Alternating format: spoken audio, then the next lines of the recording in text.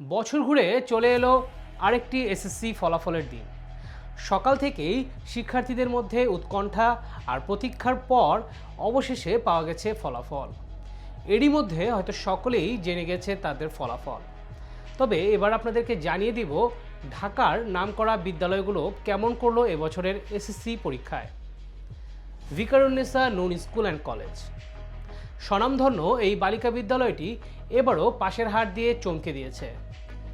ভিকারুন্নিসা থেকে ফর্ম পূরণ করেছিল 2127 জন। এর মধ্যে পরীক্ষায় অনুপস্থিত ছিল 11 জন। পরীক্ষায় অংশ নিয়েছে 2116 জন, আর তাদের মধ্যে পাশ করেছে 2073 জন, অর্থাৎ পাশের হার 97.97%। জিপিএ 5 পেয়েছে 1115 জন, 43 জন শিক্ষার্থী ফেল করেছে। এবারে Motijheel ideal school and college. মতিঝিলের এই প্রতিষ্ঠানটি এবারও নিজের যোগ্যতা প্রমাণ করেছে। মোট 2782 জন শিক্ষার্থীর মধ্যে পরীক্ষায় অংশ নিয়েছে 2778 জন, পাশ করেছে 2723 জন। পাশের হার ছিল 98.02%, আর জিপিএ 5 পেয়েছে 1490 জন। Rajuk Uttara model college. উত্তরার এই প্রতিষ্ঠানটি এবারও নিজেদের ধারাবাহিক শ্রেষ্ঠত্ব বজায় রেখেছে। 907 জন পরীক্ষার্থীর মধ্যে শতভাগ পাশ করেছে। এর মধ্যে বিজ্ঞান বিভাগে 686 জন পরীক্ষার্থী 612 জন পেয়েছে জিপিএ 5, অর্থাৎ 89.21%। সর্বমোট জিপিএ 5 পাওয়ার হার 74.31%। Dhaka residential model college.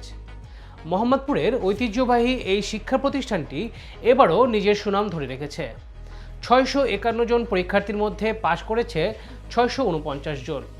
পাশের হার 99.69%। মাত্র 2 জন শিক্ষার্থী অকৃতকার্য। জিপিএ 5 পেয়েছে 400 জন শিক্ষার্থী, অর্থাৎ 61.44%। Holy Cross girls high school. স্বনামধন্য বালিকা বিদ্যালয়টি এবারও শতভাগ পাশের রেকর্ড গড়েছে। 248 জন পরীক্ষার্থী, যার সবাই পাশ করেছে। জিপিএ 5 পেয়েছে 198 জন। বিজ্ঞান বিভাগে 153 জনের মধ্যে 148 জন জিপিএ 5 পেয়েছে। মানবিক বিভাগে 49 জনের মধ্যে 32 জন, আর ব্যবসা শিক্ষা বিভাগে 46 জনের মধ্যে 18 জন সর্বোচ্চ ফলাফল লাভ করেছে। সেন্ট জোসেফ উচ্চ মাধ্যমিক স্কুল। মোহাম্মদপুরে অবস্থিত ঢাকার অন্যতম সেরা এই বিদ্যাপীঠে 171 জন পরীক্ষার্থীর মধ্যে শতভাগ পাশ করেছে। জিপিএ 5 পেয়েছে 144 জন, অর্থাৎ 84.21%। ঢাকার নামকরা বিদ্যালয়গুলোর এই ফলাফল দেখে বোঝা যায় শিক্ষার মান এখনও অনেক প্রতিষ্ঠানেই উচ্চ পর্যায়ে রয়েছে। জাতীয় পাশের হার 62.25%, আর ঢাকা বোর্ডের পাশের হার 71.63%-এর তুলনায় এসব প্রতিষ্ঠানের পারফরমেন্স উল্লেখযোগ্যভাবেই ভালো।